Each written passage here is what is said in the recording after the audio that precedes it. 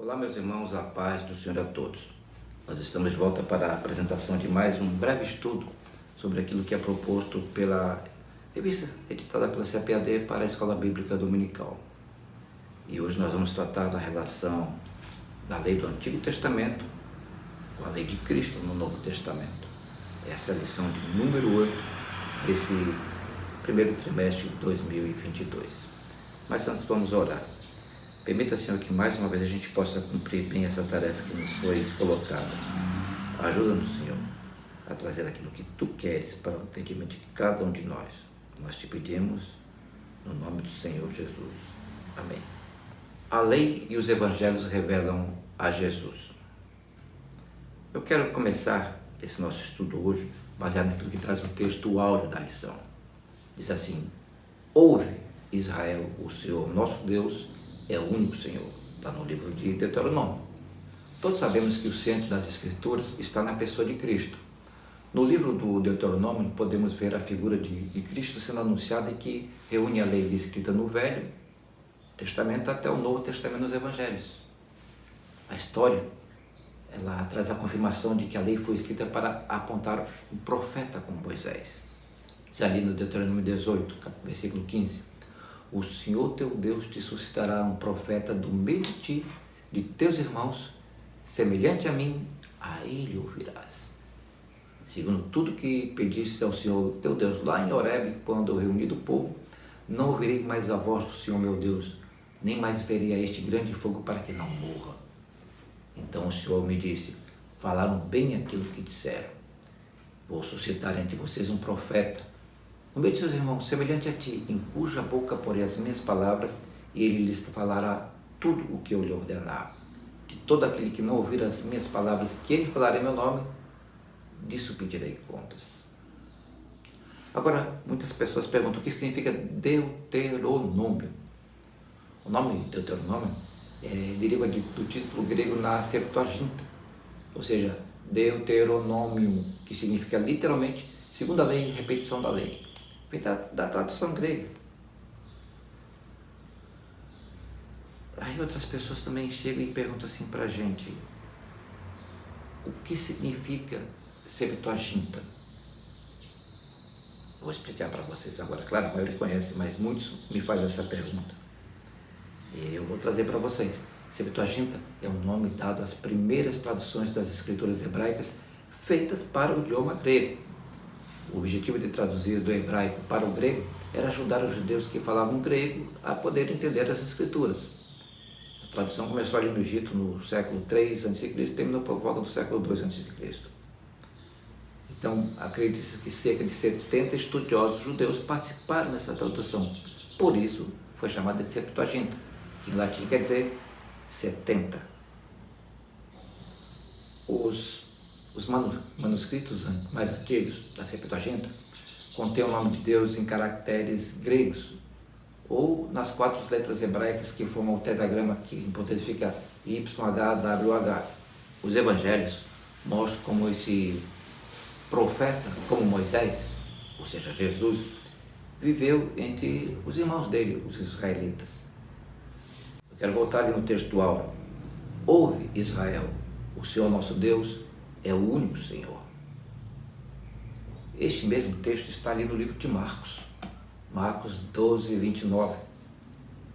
Perguntado sobre qual seria o principal de todos os mandamentos, Jesus respondeu. Abre aspas aí para a resposta de Jesus que está ali no livro de Marcos. O principal é: ouve, ó Israel, o Senhor nosso Deus é o único Salvador, o único Senhor. Amarás, pois, o Senhor teu Deus de todo o teu coração, de toda a tua alma, de todo o teu entendimento, de toda a tua força. E o segundo é: amarás o teu próximo como a ti mesmo. Não há outro mandamento maior do que estes. Ouve, Israel, o Senhor nosso Deus é o único Senhor. Parece que eu estou repetindo, né? Mas esse é o nosso objetivo. Em janeiro deste ano, este versículo me foi dado por telefone pelo pastor Caso Bantim.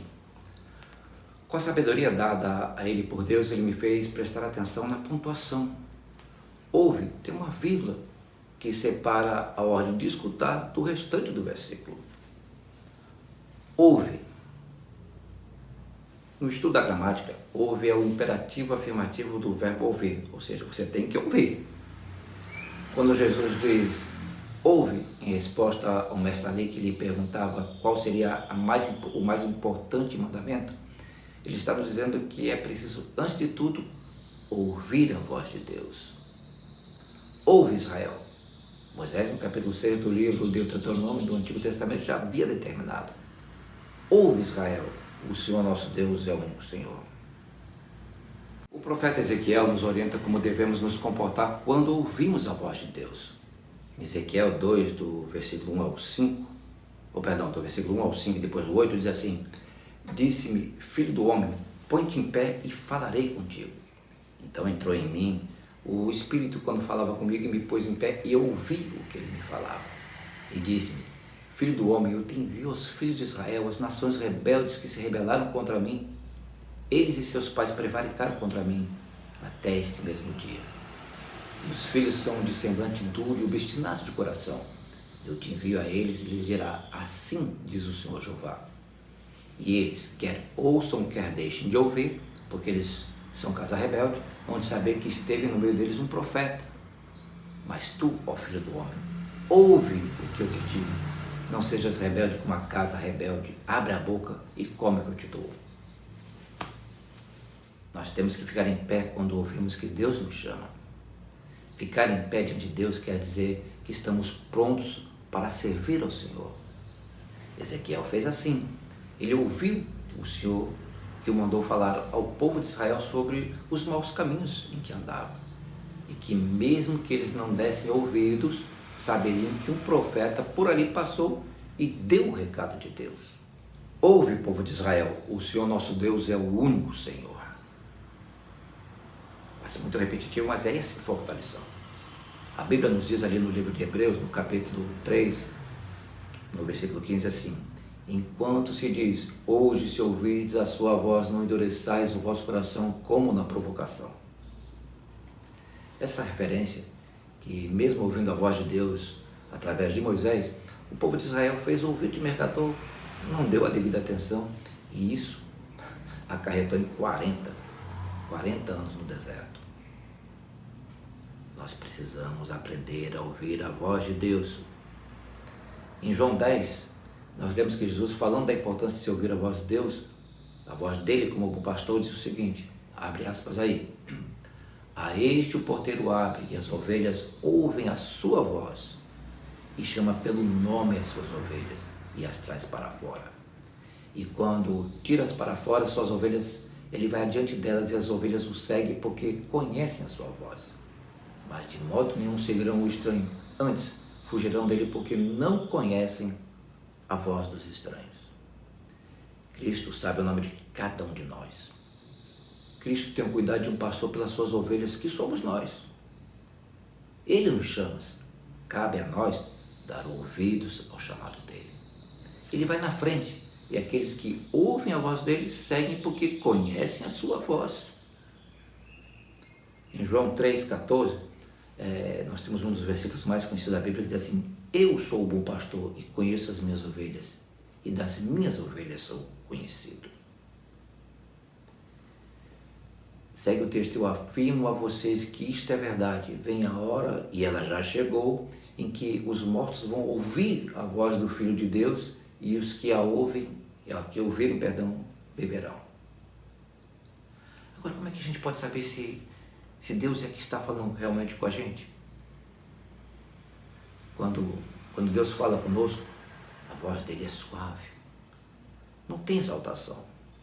Ele desperta em nós o desejo de fazer o bem, de ajudar as outras pessoas, de se dedicar à leitura da palavra. É assim que podemos entender que Deus está falando com a gente. Mas o que nos impede de ouvir a voz de Deus? Incredulidade, desobediência, uma vida espiritual superficial, são algumas das coisas que nos impedem de ouvir a Deus. E aí vem o problema: quando deixamos de ouvir a voz de Deus, o nosso relacionamento com Ele fica prejudicado. Mas eu quero dizer também para vocês que Deus não é surdo. Ele sempre está pronto para ouvir um coração arrependido e dar a resposta. E a Bíblia é o canal aberto para a gente ouvir Deus falando. E através da palavra, que o Espírito Santo nos dá entendimento para ouvir e entender o que Deus quer de cada um de nós. Mas nem sempre você pode ouvir a voz de Deus assim de uma maneira audível, escutando mesmo. Deus, ele tem outras formas de se comunicar com a gente. Anote aí, ele fala através da palavra, ele fala através dos nossos pensamentos, ele usa outras pessoas para nos dizer o que ele quer. Ele fala através das circunstâncias daquele momento que a gente está vivendo. Pode ser de alegria até de preocupação. A lei esboça o plano de redenção em Cristo, que foi confirmado pelos evangelhos. O Pentateuco e os evangelhos têm relação profunda nessa revelação da pessoa de Jesus Cristo. Estão interligados. Os 5 primeiros livros do Antigo Testamento são justamente conhecidos como o Pentateuco. Esse termo vem do grego e quer dizer literalmente 5 volumes. Para os judeus é a conhecida Torá. Segundo a tradição judaico-cristã, foi Moisés quem escreveu o Pentateuco, que está ali: Gênesis, Êxodo, Levítico, Números, Deuteronômio. A lei do Senhor, ela foi dada pelo ministério de Moisés, e eram severas, muito severas. O texto bíblico deixa muito claro que o Deus do Antigo Testamento é o mesmo do Novo Testamento, mas nós não podemos confrontar um com o outro, dizendo que lá no Antigo Testamento Deus é um Deus irado e que no Novo Testamento é um Deus de amor. O Deus das Escrituras é um Deus de misericórdia, cujo amor é eterno. A ira, ela não é um atributo divino, mas a reação ao pecado, à rebelião humanas, enquanto buscava salvar os pecadores. No livro de Êxodo, ele tem também anotado, abre aspas aí, o Senhor passou diante de Moisés e proclamou: o Senhor Deus compassivo e bondoso, tardio em irar-se, grande em misericórdia e fidelidade, que guarda a misericórdia em 1000 gerações, que perdoa a maldade em transgressões e o pecado, ainda que não inocente o culpado, e visita a iniquidade dos pais nos filhos dos filhos, até a 3ª e 4ª geração. Parece duro, mas era assim mesmo. Existem vários casos, principalmente no Pentateuco, em que a ira divina parece ser implacável. Em algumas punições, a violação de certas leis pareciam muito severas. Lá em Êxodo 21, 14 ao 17, diz assim: preste atenção, se alguém vier maliciosamente contra o próximo, matando a traição, você deve tirá-lo até mesmo no meu altar. Quem ferir seu pai ou sua mãe será morto. Quem raptar alguém e o vender, ou for achado tendo esse alguém ainda em seu poder, será morto. Quem amaldiçoar seu pai e sua mãe, será morto. A morte é a punição maior. Agora, Cristo. Qual é a lei de Cristo? Os evangelhos, eles são as boas novas que proclamam o reino de Deus e a mensagem da salvação em Cristo Jesus. Já leu em Marcos 12, 28 e 31, que diz assim: qual o principal de todos os mandamentos? Aí Jesus respondeu: o principal é: ouve, ó Israel, o Senhor nosso Deus é o único Senhor. Amarás, pois, o Senhor teu Deus de todo o teu coração, de toda a tua alma, de todo o teu entendimento e de toda a tua força. E o segundo é: amarás o teu próximo como a ti mesmo. E não há outro mandamento maior do que estes. A lei de Cristo, portanto, é amar a Deus com todo o coração e amar ao nosso próximo como a nós mesmos. Jesus nos mostra que o que traz esses 2 versículos, ele traz todo o comportamento da lei do Antigo Testamento e que pode ser colocado naquela categoria de amar a Deus ou amar ao próximo. Vários textos do Novo Testamento afirmam que Jesus cumpriu e completou e concluiu a lei do Antigo Testamento. Paulo, escrevendo aos Romanos, colocou ali, abre aspas aí para Paulo: porque o fim da lei é Cristo, para a justiça de todo aquele que crê. Está lá em Romanos 10 e 4. No lugar da lei no Antigo Testamento, os cristãos devem obedecer à lei de Cristo. Isso ao invés de ficar tentando lembrar mais de 600 mandamentos individuais que estavam lá no Antigo Testamento. Então nós cristãos devemos simplesmente nos concentrar em amar a Deus e amar ao próximo. Diz ali a palavra: mas antes que viesse a fé, estávamos sob a tutela da lei e nela concentrados para essa fé que no futuro haveria de ser revelada. De maneira que a lei se tornou nosso guardião para nos conduzir a Cristo, a fim de que fôssemos justificados pela fé. Mas agora que veio a fé, já não permanecemos subordinados ao guardião, pois todos vocês são filhos de Deus mediante a fé em Cristo Jesus. Paulo escrevendo aos Gálatas. Se os cristãos verdadeiramente e sinceramente obedecessem esses dois comandos de Deus, cumpriremos então tudo que Deus requer de nós, do Velho ao Novo Testamento. Cristo nos libertou daquela escravidão das leis e nos convida a amar. Em 1 João 4, 7 e 8 diz assim: amados, vamos nos amar uns aos outros, porque o amor procede de Deus, e aquele que não ama não conhece a Deus, pois Deus é amor. O amor deve ser a nossa motivação. Quando o cristão lê o Antigo Testamento, ele tem o Novo Testamento como base, principalmente nos Evangelhos, para poder compreender a lei. Por isso, então, nós compreendemos que toda a Bíblia tem como tema central a própria pessoa de Jesus. A lei esboçou o plano e a redenção em Cristo, pelos méritos da cruz. Então nós fomos resgatados da maldição da lei. No registro do livro de Mateus, que é comumente chamado o Sermão da Montanha, tem as seguintes palavras que Jesus colocou: não penseis que vim destruir a lei ou os profetas. Não vim destruir, mas cumprir. Porque em verdade vos digo que até o céu e a terra passem, de modo nenhum passará da lei um só tio que não seja cumprido. A revista CPAD nos traz o seguinte resumão na sinopse. A sinopse de número 1 diz assim: a lei esboça o plano de redenção em Cristo pelos méritos da cruz em Cristo, que fomos resgatados da maldição da lei. O segundo resumão dela diz assim, segundo a sinopse: os evangelhos são as boas novas que proclamam o reino de Deus e a mensagem da salvação em Jesus Cristo. A terceira sinopse tem o seguinte texto: a observância dos preceitos da lei não salva, mas por meio da ação do Espírito, a obediência ao Evangelho muda as coisas. Nós podemos então entender que Deus traçou um plano para resgatar a humanidade daquele buraco, daquele abismo que se encontrava. Deus, ele tomou a decisão de enviar o seu único filho, Jesus, a esta terra para que então cumprisse o plano na sua totalidade. Jesus, devido à sua unidade plena com o Pai, não ia colocar esse plano em risco. Ele mesmo declarou: vim cumprir a lei.